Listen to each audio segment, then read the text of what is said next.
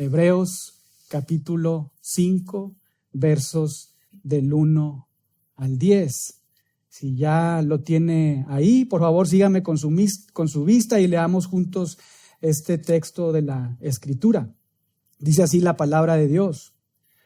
Porque todo sumo sacerdote tomado de entre los hombres es constituido a favor de los hombres en lo que a Dios se refiere, para que presente ofrendas y sacrificios por los pecados, para que se muestre paciente con los ignorantes y extraviados, puesto que él también está rodeado de debilidad.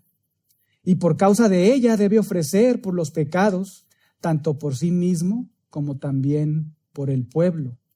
Y nadie toma para sí esta honra, sino el que es llamado por Dios, como lo fue Aarón.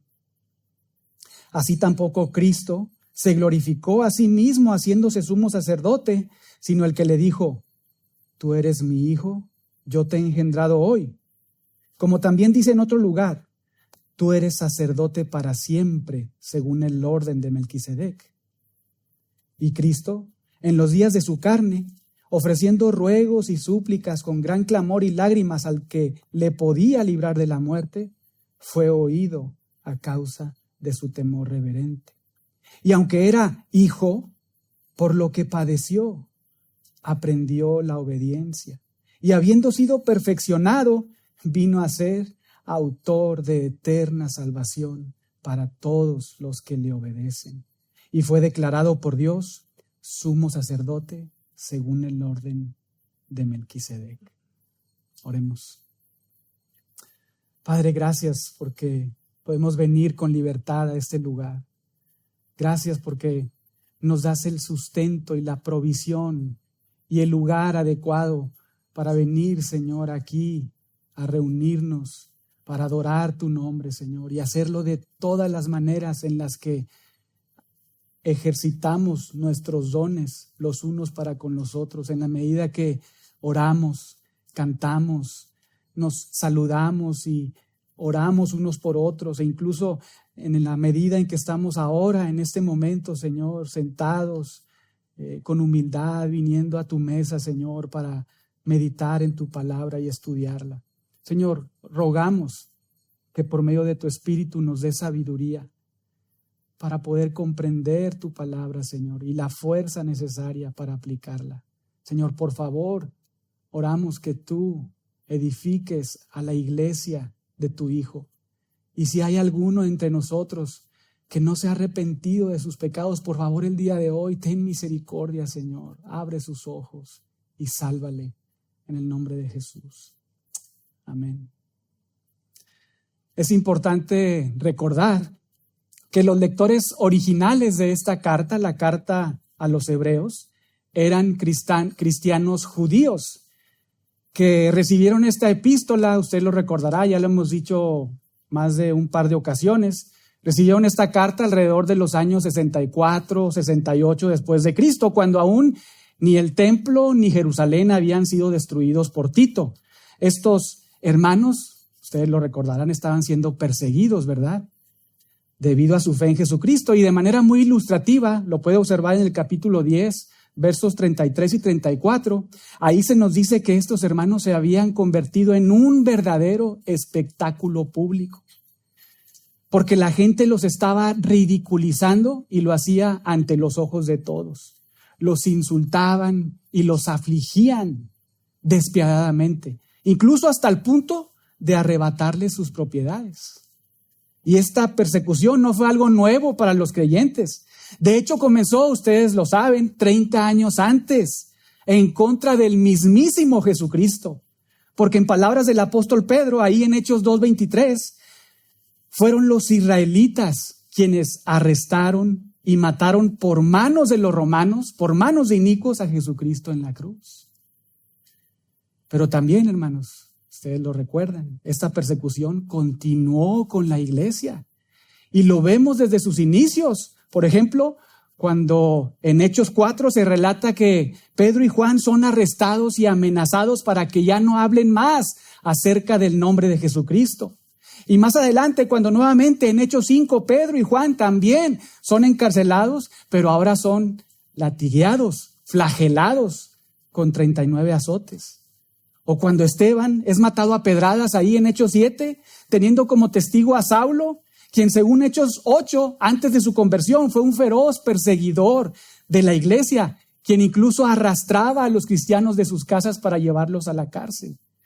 Y podemos continuar y seguir mencionando acerca, por ejemplo, de la muerte de Jacob, o de las pedradas y azotes que el mismo Pablo sufrió una vez que el Señor le salva. Pero el punto es que desde los inicios de la iglesia, tanto los romanos como los judaizantes, esa religión aceptada por los romanos, siempre persiguieron a los cristianos. Y lo hicieron con el objetivo de desintegrarlos por completo. Pero cuando llegamos a la época en que se escribe esta carta, la carta a los hebreos, los judíos, judaizantes, quieren su independencia de Roma. Y se rebelan contra Roma, entonces comienzan a unirse con el objetivo de combatir a Roma. Y para ello, de manera muy inteligente, invitan ahora a ser amigos a los cristianos judíos, esos que perseguían. Les animan a olvidar sus diferencias para así luchar juntos contra Roma, pero también les exhortan a olvidar su fe en Jesucristo para entonces volver a su antigua y hereje religión por obras.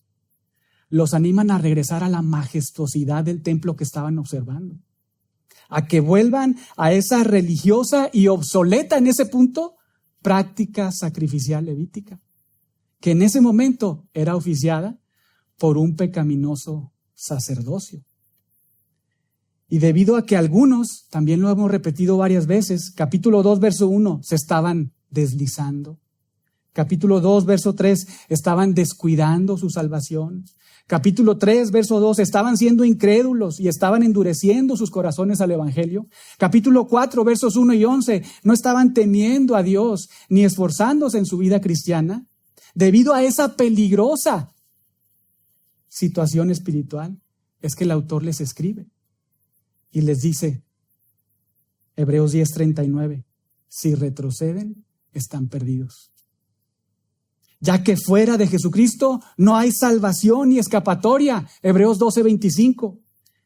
Jesucristo es superior a todos y a todo. Ya lo hemos dicho también varias veces. El autor, de manera muy bella, les hace ver a su audiencia que Jesucristo es superior a los profetas. Capítulo 1, versos del 1 al 2. Es superior a los ángeles, capítulo 1, versos del 5 al 14. Es superior a Moisés, capítulo 3, versos del 1 al 6. Es superior a todo sacerdocio arónico, capítulos del 5 y hasta el 7. E incluso a todo el sistema sacrificial levítico, capítulos del 8 al 10. Por lo que esta carta, esta palabra de exhortación, por así decirlo, este gran sermón, tiene como objetivo animarles a retener su profesión de fe acerca de Jesucristo. ¿Cuál profesión? Lo estudiamos hace algunas semanas, que Él es el enviado de Dios y el sumo sacerdote de Dios, que Él es el Dios hombre, Él es el Rey soberano, Salvador de pecadores, Cordero perfecto, sumo sacerdote perfecto. Y la última vez que estuvimos ahí en Hebreos, en el capítulo 4, versos del 14 al 16, descubrimos la identidad de nuestro megasumo sacerdote. ¿Quién? Jesús, el Hijo de Dios. Quien nos capacita, lo descubrimos, para poder temerle a Dios. Y también para trabajar activamente en nuestro cristianismo. E incluso para retener hasta el fin nuestra fe en Jesucristo. También observamos no solo su divinidad como característica de este gran sumo sacerdote, sino también contemplamos que Él es compasivo, Él es misericordioso, lo cual nos animó, ¿no es cierto? Saber y entender que Él es compasivo, que Él nos entiende, que Él tiene misericordia de nosotros.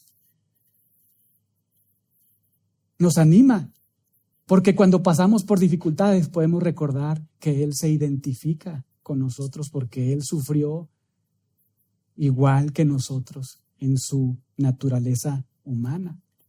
Todo esto sin duda bellísimo y de mucho ánimo. Pero el autor continúa y quiere dejar claro, tanto a su audiencia original como a nosotros, cuáles son los requisitos divinos para el sacerdocio, con el objetivo de subrayar que Cristo es superior a cualquier sumo sacerdote establecido en la ley en el antiguo pacto, ya que Cristo es el último sumo sacerdote. Él es uno de diferente orden. Él es uno que es el perfecto y sumo sacerdote. Y para los que toman notas, el bosquejo de hoy lo he dividido en 2 puntos muy sencillos, y no es que yo me los haya inventado, son los que encontramos ahí en el texto.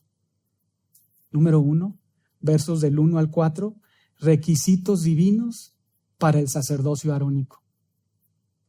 Y número 2, de los versos del 5 al 10, requisitos divinos para el sacerdocio de Cristo.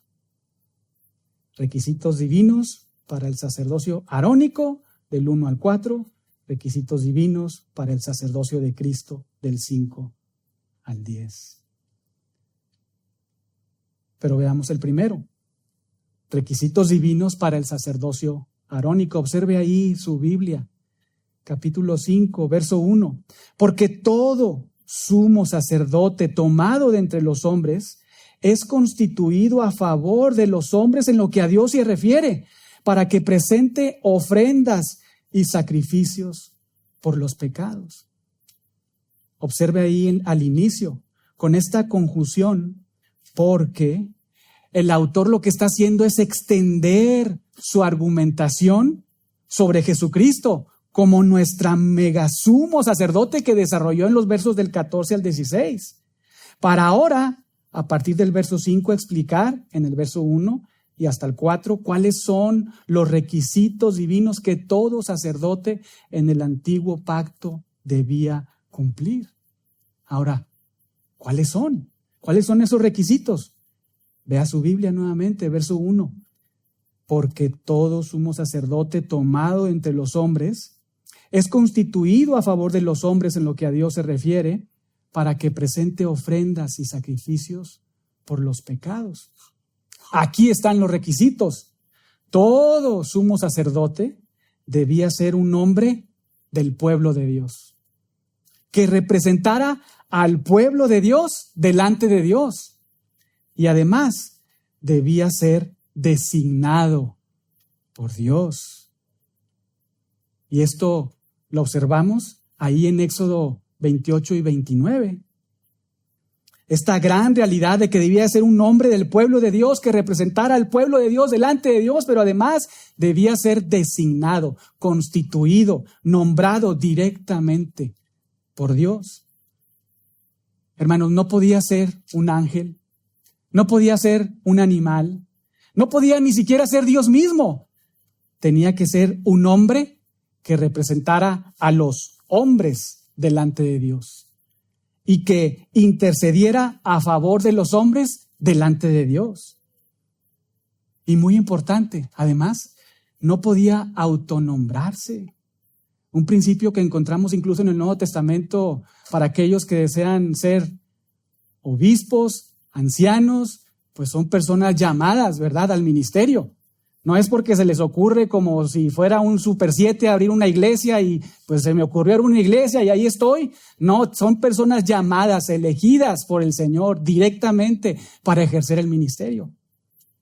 Eso mismo sucedía con el sumo sacerdocio. No podían autonombrarse, debían ser directamente nombrados, elegidos por Dios para esa tarea, con 2 propósitos. Observe la parte final del verso 1, para que presente o para que ofrezca ofrendas y sacrificios por los pecados delante de Dios. Ofrendas que implican el holocausto de animales, Levítico 1, las ofrendas vegetales, Levítico 2, las ofrendas de paz, Levítico 3 y 7, pero también los sacrificios obligatorios, los sacrificios por el pecado, Levítico 4, los sacrificios por la expiación o de expiación, capítulo 5 y 16 de Levítico. El sumo sacerdote, hermanos, tenía como función, por un lado, recibir a nombre de Dios todas las ofrendas voluntarias que el pueblo le ofrecía a Dios, para después, entonces, voltearse y presentarlas, esas ofrendas, delante de Dios. Pero por otro lado, también el sumo sacerdote tenía la función de participar en los sacrificios obligatorios por los pecados cometidos por los hombres, y que las personas debían presentar delante de Dios para que sus pecados fueran cubiertos y así ser reconciliados temporalmente con Dios. Pero observe lo que añade versos 2 y 3, vea su Biblia, para que se muestre paciente con los ignorantes y extraviados, puesto que él también está rodeado de debilidad. Verso 3. Y por causa de ella debe ofrecer por los pecados, tanto por sí mismo como también por el pueblo. Ahora, escuche bien, que este sumo sacerdote sea un hombre designado por Dios dentro de los que forman parte del pueblo de Dios para presentar ofrendas y sacrificios por los pecados a favor del pueblo de Dios y delante de Dios, tiene como resultado que pueda mostrarse paciente con otros hombres pecadores porque comparte su misma naturaleza. Por eso es que puede actuar él paciente, es decir, moderadamente, con delicadeza ante la situación pecaminosa de cualquier otra persona, porque se identifica con ellos, está rodeado de debilidad. Dice ahí el texto, obsérvelo. Él también está rodeado de debilidad. Es frágil en su humanidad, es un ser humano mortal, pero también es un pecador, como todos los hombres. El que este sumo sacerdote sea un hombre y además designado por Dios, le da esa capacidad de mostrarse paciente, de mostrarse con delicadeza con otros hombres que son, observa el texto, ignorantes de la verdad y extraviados, es decir, que se desvían de la verdad. No sé, cuando pecaba el pueblo de Israel y venía ahí con el sumo sacerdote decía, uy, otra vez ahí vienes con tus cosas. No, es una persona que Dios había preparado para servir en esta función e identificarse con el pueblo. Porque nuevamente él era una persona también pecadora, frágil, mortal. Él, este sumo sacerdote, en el antiguo pacto, no era de una clase elevada, ¿no? Tampoco era diferente al pueblo, sino que se identifica con el pueblo. Qué triste es que este principio no lo observamos muchas veces en las iglesias, ¿verdad? Muchas veces vemos a pastores así como que, wow, o sea, o líderes, o ya se nombran diáconos o servidores, y uy, no, parece que están ahí, nadando ahí en las nubes, ¿verdad? Qué triste es eso. Qué triste. Este sumo sacerdote no era de una clase elevada o diferente, sino que se identificaba con el pueblo. Era igual que ellos. Un hombre, observe ahí, rodeado, vestido de debilidad. En otras palabras, un ser humano nuevamente frágil y dependiente, mortal. Un hombre pecador. Y por esa gran realidad está obligado, verso 3, a ofrecer sacrificios por sus propios pecados, de la misma manera o forma que como ofrece sacrificios por los pecados del pueblo. ¿Dónde encontramos eso? En Levítico 16, vaya ahí por un momento. Levítico 16.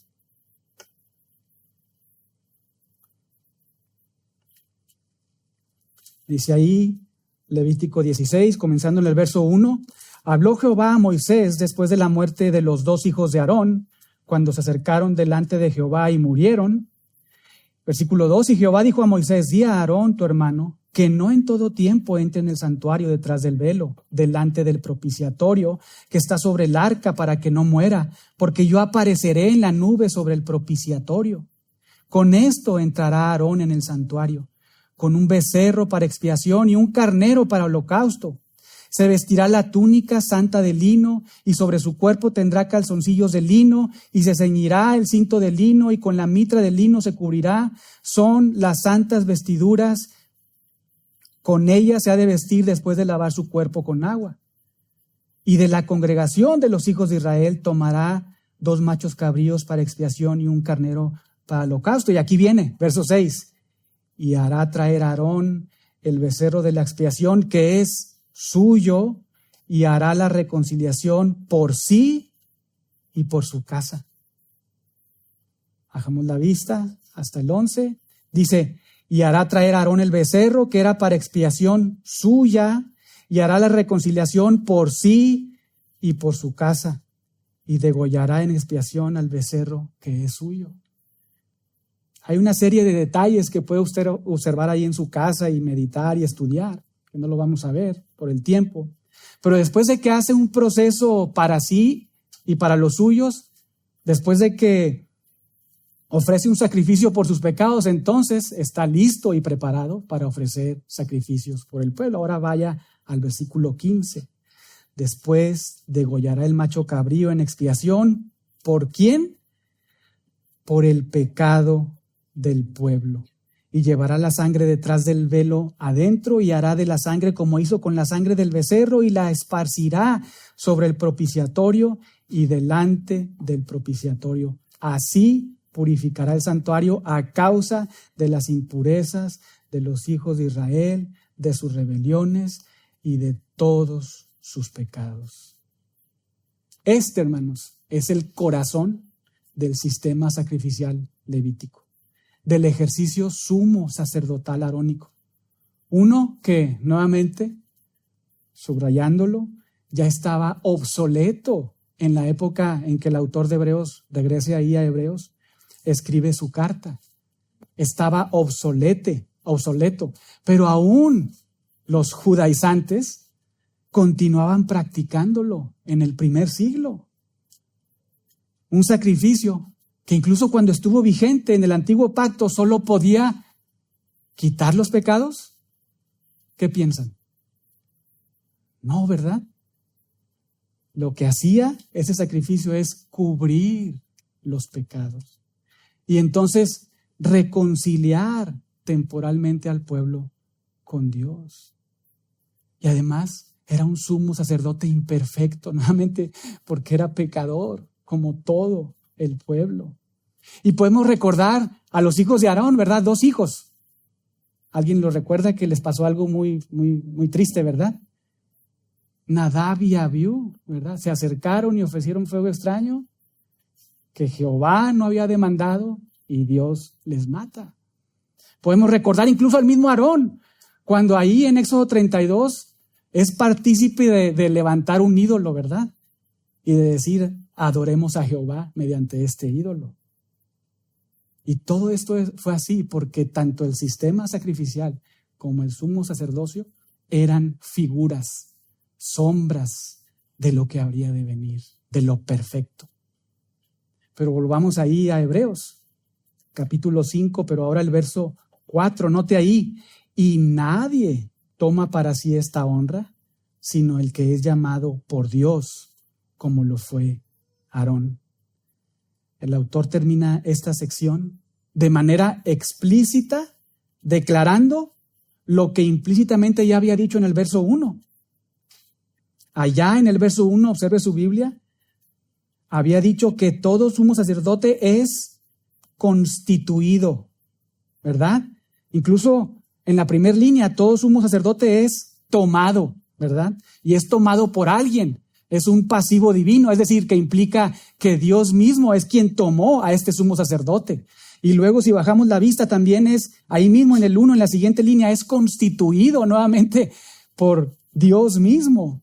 Pero acá en el verso 4, señala que nadie, de manera explícita, nadie puede tomar el oficio de sumo sacerdote sino solo el que es llamado por Dios, tal y como sucedió con Aarón.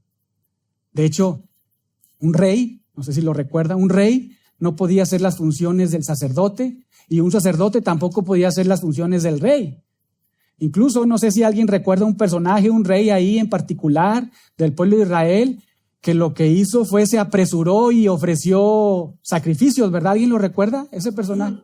Saúl, ¿verdad? ¿Y qué pasa ahí con Saúl? Dios le quita ¿qué? El reino, ¿verdad? Es cosa seria, es cosa seria. Eso era el orden de Dios para esos oficios.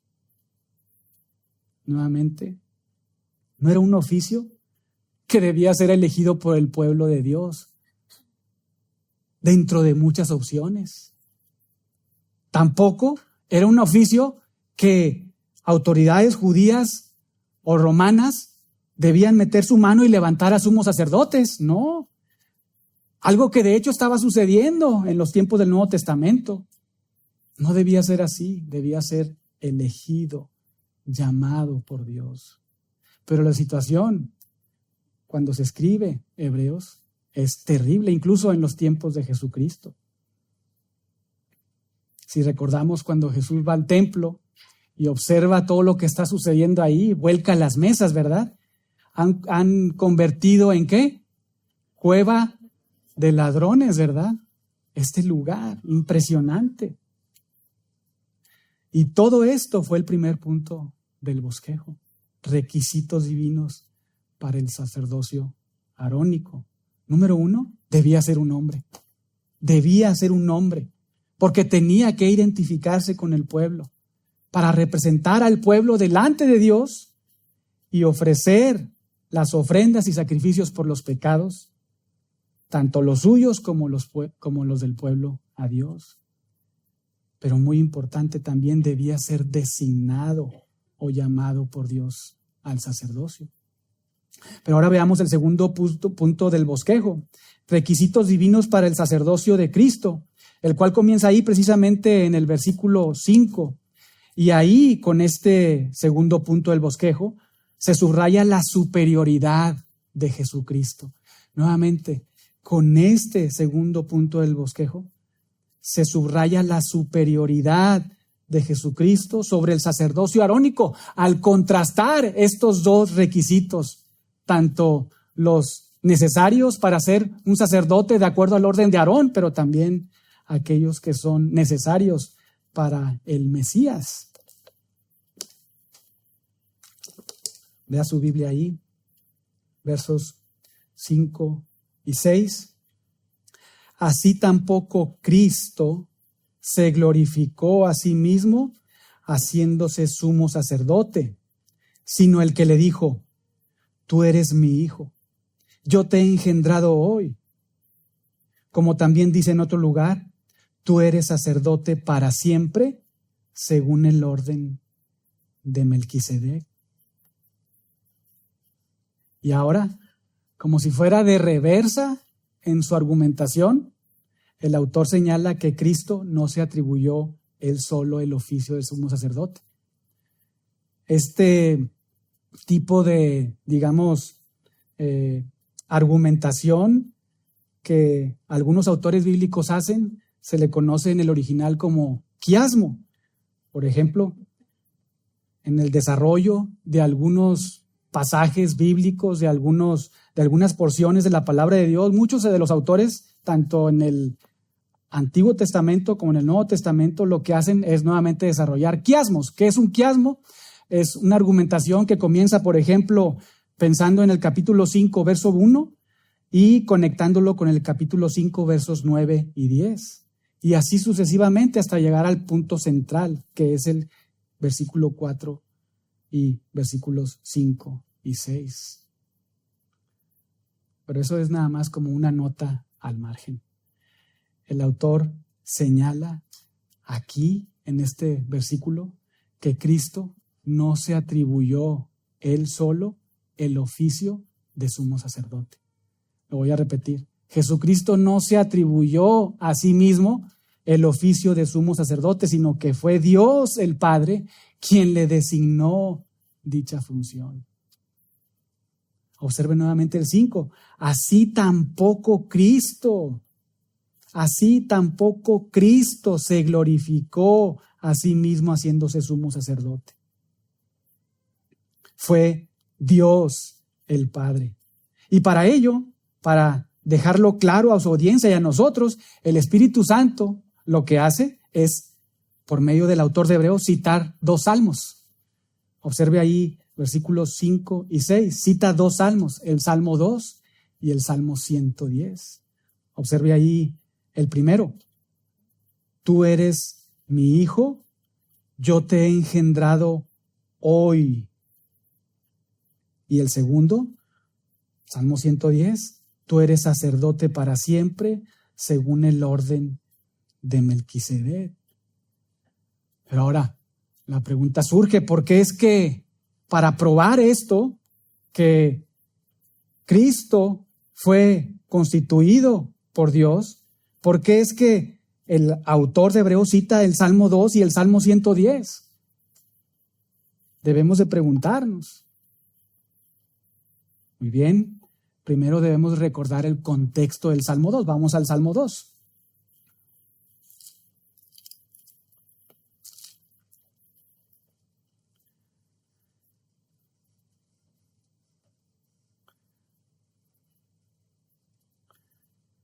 Nuevamente, recordemos,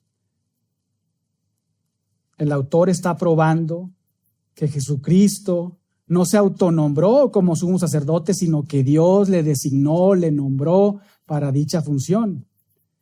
Observe el Salmo 2, ahí se nos indica, capítulo 2, verso 2, que el Mesías es el Mesías de Yahweh. Capítulo 2, verso 2, cuando dice contra Jehová y contra su ungido, contra su Mesías. Pero también, capítulo 2, verso 7, que Él es el eterno Hijo de Dios, eternamente engendrado. Uno, por lo tanto, que comparte la misma esencia de Dios. Y que como rey, versículo 9, como rey que es, reinará sobre todas las naciones con vara de hierro. ¿Lo notó? Y segundo, el autor de Hebreos, al conectar el Salmo 2 para ahora con el Salmo 110, vaya allá por un momento, al conectar este Salmo 2 con el Salmo 110,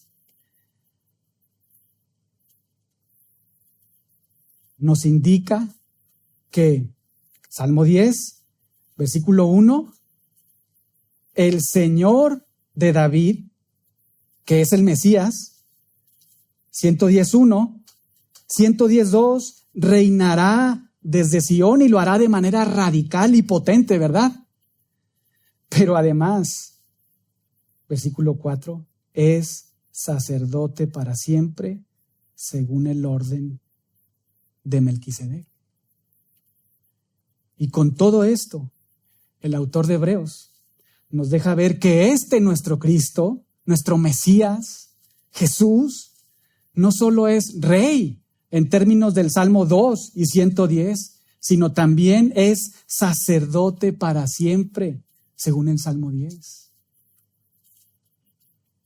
Y lo maravilloso es que no solo Jesucristo cumple con el requisito de haber sido constituido por Dios como sumo sacerdote, sino que además Él es superior a todo sumo sacerdote según el orden de Aarón.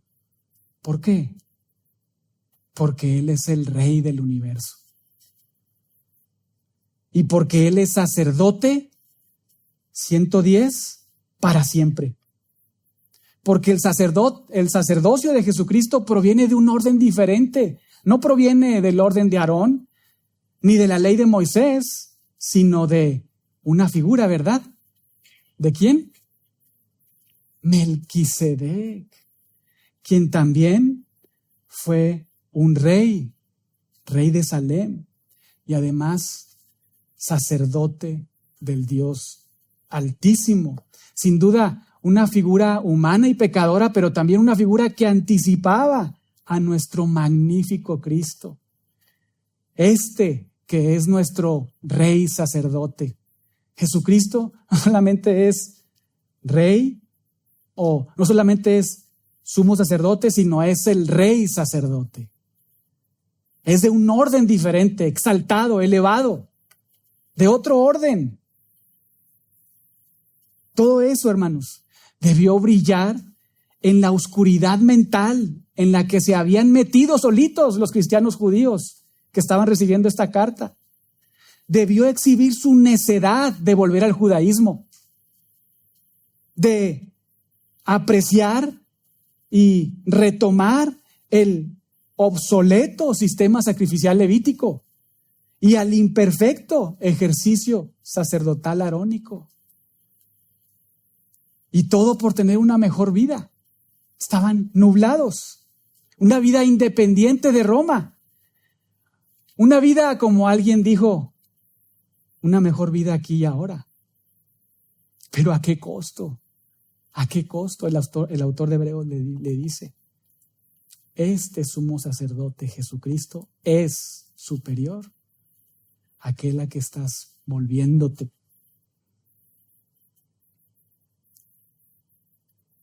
Y el costo era eterna perdición.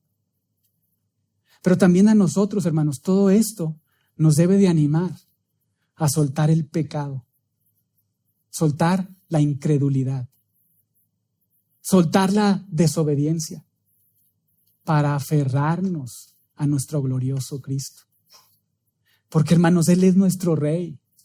Jesucristo es nuestro Rey que reina en nuestros corazones y que reinará desde esta tierra y sobre la tierra en el milenio. Lo hemos estudiado muchas veces, pero también reinará en cielos nuevos y tierra nueva en el estado eterno.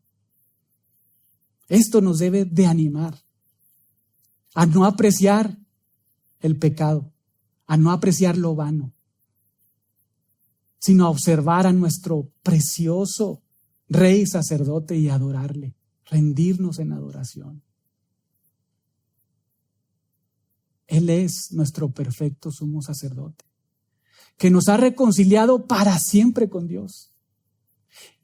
Y también quien intercede eternamente por nosotros delante de Dios. ¿No es bello eso? Que eternamente este sumo sacerdote esté intercediendo por ti, por tu vida espiritual. Hermanos, por eso exaltemos y adoremos al Hijo.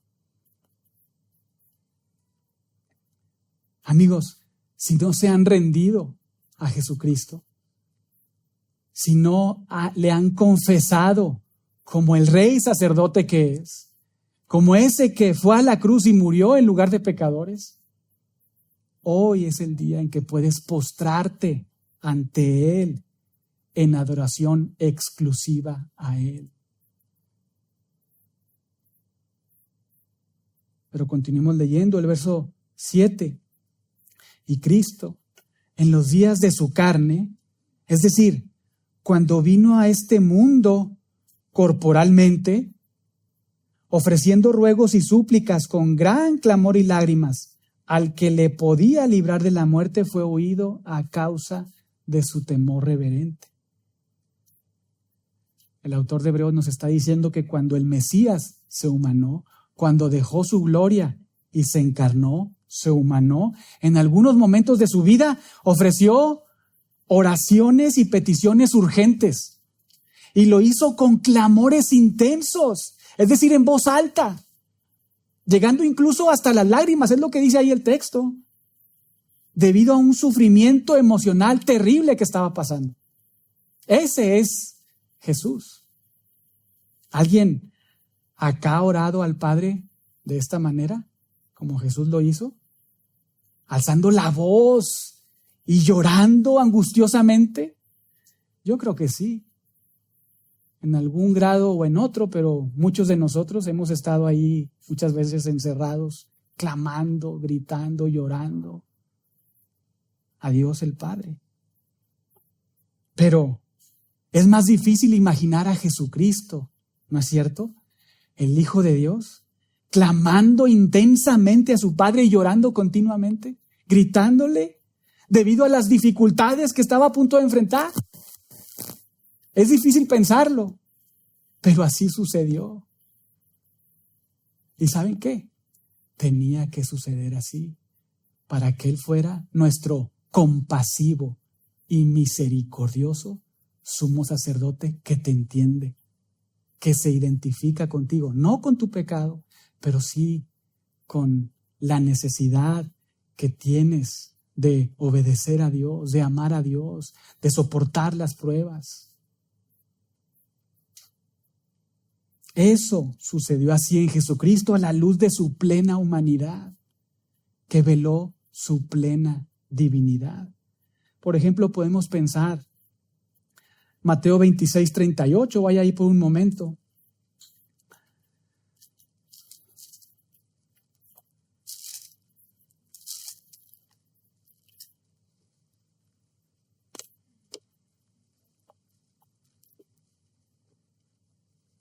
Mateo 26:38.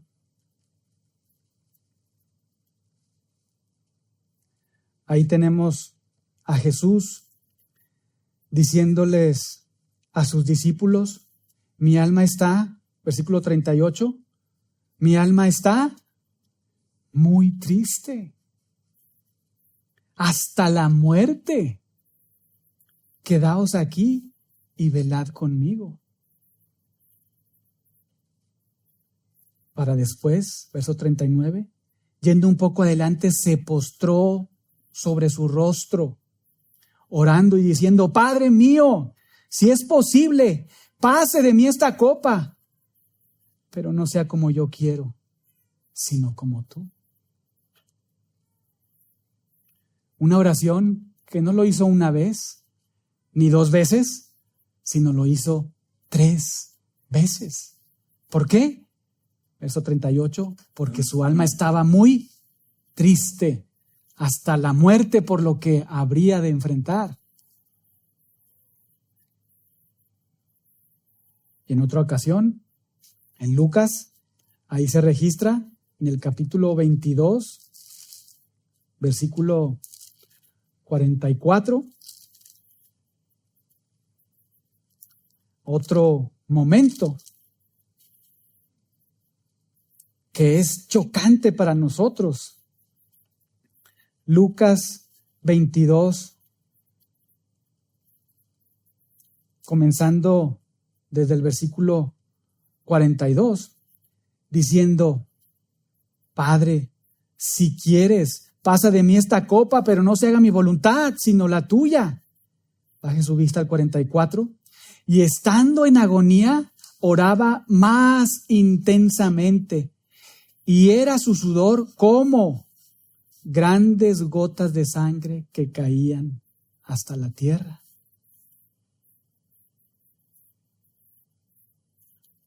Pero regresemos a Hebreos 5:7. Observen nuevamente, y Cristo, en los días de su carne, ofreciendo ruegos y súplicas con gran clamor y lágrimas al que le podía librar de la muerte, fue oído a causa de su temor reverente. Jesús oró al Padre en los momentos de dificultad, en los momentos de adversidad. No porque alguien no le saludó, ¿verdad? No, iba a ir a la cruz a morir, a sufrir una injusticia. Jesús oró al Padre porque sabía y entendía que la voluntad de Dios es que debía ir a la cruz y morir. Y por eso clama a su Padre, que Él sabe, tiene el poder para librarlo desde la muerte. Es decir, para resucitarle. Y entonces es escuchado, es oído. Y el Padre responde afirmativamente su oración y la idea es que le resucita al tercer día. Era imposible, hermanos, que Jesús fuera librado de morir en la cruz en lugar de pecadores. Era imposible, porque precisamente esa era la voluntad de su Padre, que Jesús, nuestro Rey sacerdote, bebiera toda la copa de la ira de Dios y cargarla sobre el madero y pagar en lugar de pecadores. Jesús lo sabía. ¿Y sabes qué es lo sorprendente? Que el Hijo, siendo Dios, la segunda persona de la Trinidad, se sujetó al Padre en su encarnación.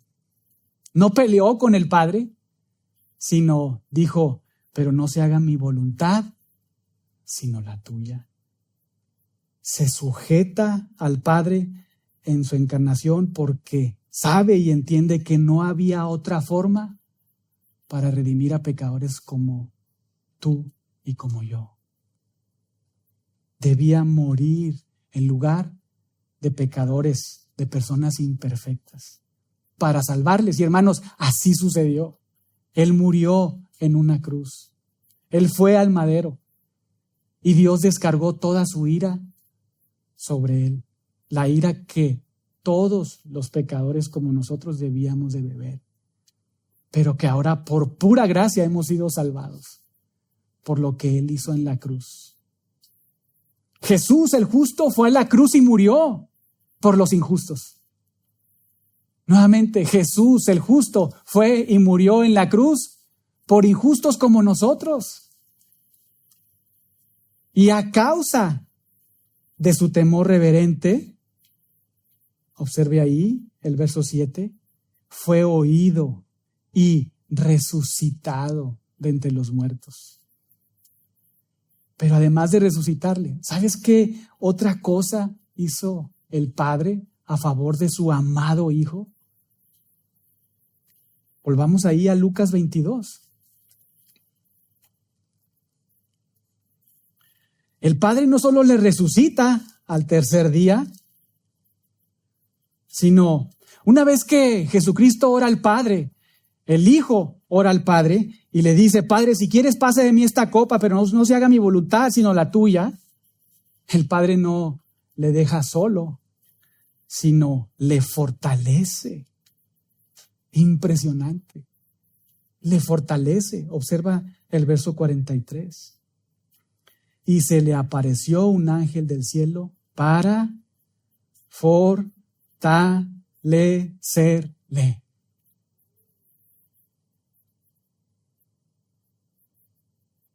El Padre le dio a Jesús la fuerza necesaria para enfrentar la terrible y devastadora situación que iba a atravesar. Jesús ora pidiendo, si fuera posible, pase de mí esta copa, pero no se haga mi voluntad, sino la tuya. Y el Padre dice, sí, es mi voluntad que vayas a la cruz.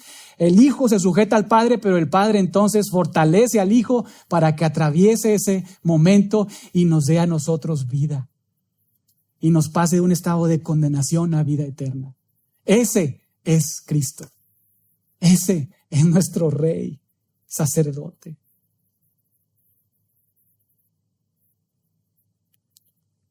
Pero volvamos a Hebreos, capítulo 5.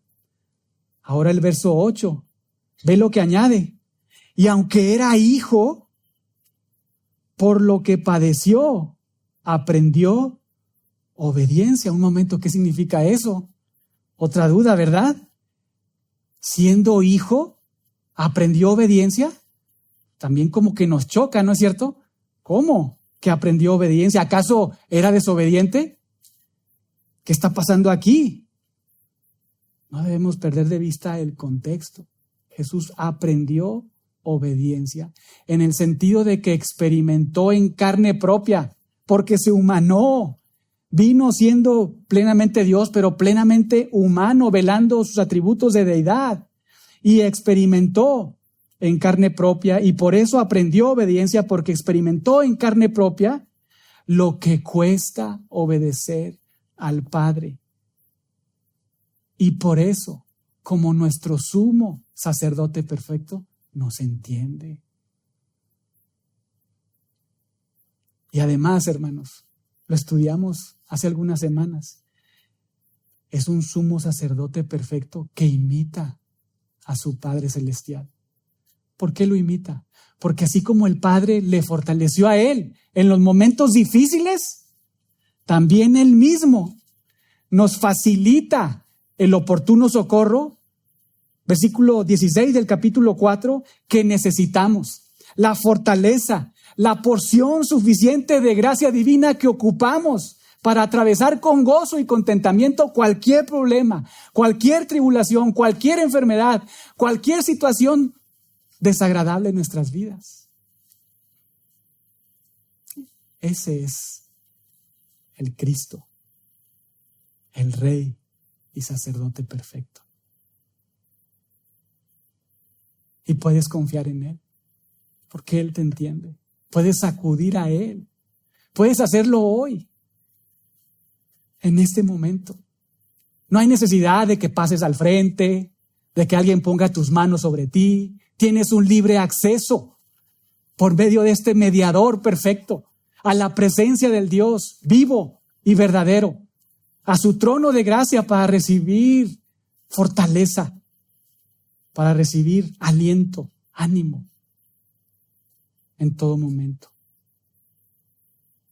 Pero hay algo más. Observa ahora el verso 9. Y habiendo sido perfeccionado, vino a ser autor de eterna salvación para todos los que le obedecen. Muchas cosas que nos chocan, ¿verdad? Aprendió obediencia, perfeccionado, etcétera, ¿no? Hermanos, esto significa que Dios confirmó o calificó a Jesús con su muerte y resurrección como nuestro sumo sacerdote idóneo y perfecto. No como el arónico, sino según el orden de Melquisedec. Rey y sacerdote, sumo sacerdote idóneo y perfecto. Sin pecado, porque no solo es uno que nos entiende plenamente, que se identifica con nosotros perfectamente y se compadece, sino que además, muy importante, en virtud de su muerte y resurrección, ante la corte de Dios, escucha bien, ante la corte de Dios, Jesús es el autor de cambiar nuestro estatus de eterna perdición a eterna salvación. Eso es lo que dice el verso 9. Él es el autor de nuestra eterna salvación.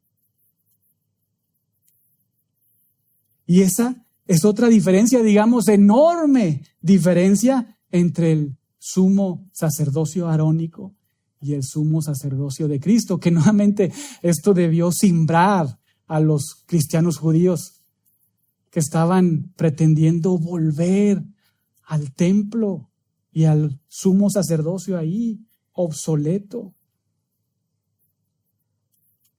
En el antiguo pacto, lo vamos a ver más adelante, los sacrificios solo cubrían los pecados y por lo tanto solo reconciliaban temporalmente al pueblo ante Dios, pero en el nuevo pacto, ese que inauguró Jesucristo, el sacrificio de Jesucristo, ese Cordero de Dios perfecto, quitó los pecados para siempre y reconcilió a pecadores ante Dios para siempre. Ese es Cristo. Ese es el Rey que está dispuesto a perdonarte, que no quiere la muerte del impío, sino que se vuelva a Él. Ese es nuestro sumo sacerdote que está dispuesto a interceder. Y si tú eres creyente, intercede todos los días eternamente a tu favor. Ese es el Cordero que tú necesitas para el perdón de tus pecados si no te has arrepentido. La salvación jamás ha sido por obras. Y la salvación propias tampoco jamás se mantienen por las obras. La salvación de todo creyente es por los méritos de Jesucristo, por lo que Él hizo a favor de pecadores. Ante la corte de Dios, nuevamente observa ahí, ante la corte de Dios, verso 9, al final, los que estamos obedeciendo, es la idea y el sentido de ese verbo, cuando dice obedecen, los que estamos obedeciendo y creyendo a este rey sacerdote, somos declarados justos para siempre. No hay más condenación. Esa es la seguridad de la salvación.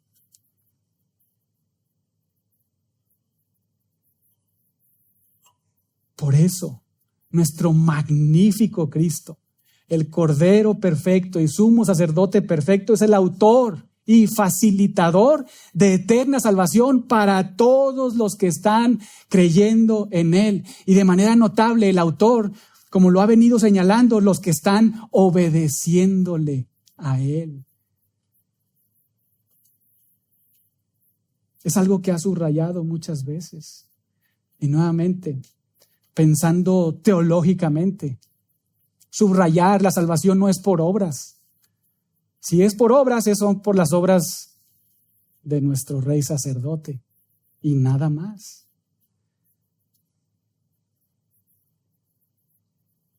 Y termina diciendo, verso 10, fue declarado por Dios sumo sacerdote según el orden de Melquisedec. Algo que ya había dicho, ¿no es cierto? En el verso 6. Hermanos y amigos, Jesucristo es el Cordero perfecto, que quita el pecado de pecadores para siempre. Jesucristo es el sumo sacerdote perfecto, autor de eterna salvación para todos los que depositan su fe exclusiva en Él. Realmente nuestra oración es que como iglesia apreciemos día tras día, momento tras momento, la belleza de nuestro Cristo. Que reconozcamos el valor de nuestro perfecto sumo sacerdote y seamos agradecidos, nos gocemos y nos deleitemos en esa eterna obra de salvación que Él ha hecho a favor de los suyos. Y entonces vivamos para su gloria. Es nuestro anhelo que todos, sin excepción, tengamos una cristología adecuada. Que honremos al Hijo. Que, como decía el salmista, besemos al Hijo. Pero también, hermanos y amigos, ruego a Dios que si hay alguno entre nosotros que no sea salvo, realmente nuestra petición como parte del cuerpo pastoral aquí en la iglesia es que todos aquellos que están viniendo a este lugar y están acompañando a sus padres, son niños, adolescentes, jóvenes, adultos, o están ahí matrimonios que no son salvos, es nuestra oración. Es nuestro ruego a Dios, nuestra petición, que Él les salve. Que entiendas el Evangelio. Que observes a este precioso Cristo. Y corras a Él y te reconcilies con Dios en virtud de la obra de Jesús. Pongas tu fe en Él solamente. En ese perfecto Rey, sumo sacerdote. Oremos.